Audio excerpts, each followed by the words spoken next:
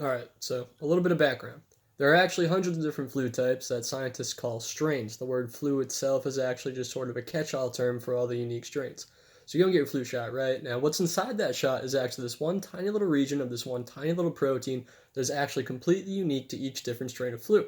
Think about this protein region that you're injected with as the strain's social security number. It's a form of identification for that one strain.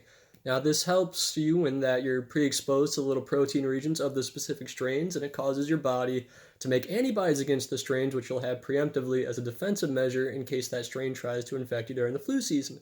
Now, this by and large is how vaccines work. The drawback to this is that the shot only had the protein regions of two or three or four strains, so you only really have antibodies against and protection for those two or three or four strains that you happen to get injected with.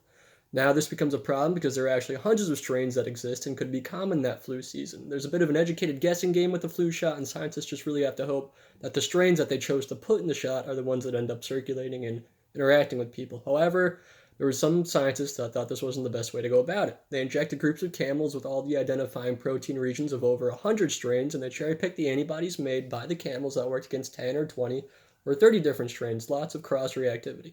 They then linked together these antibodies that theoretically, if combined, would work against the largest pool of unique strains and create a sort of super antibody that would hopefully be able to defend against hundreds of different flu strains. They injected immune deficient mice with lethal doses of flu such that without any intervention, the mice were guaranteed to die. They also injected these mice with their super antibody that they made, and they found about 80% survival across hundreds of flu strains.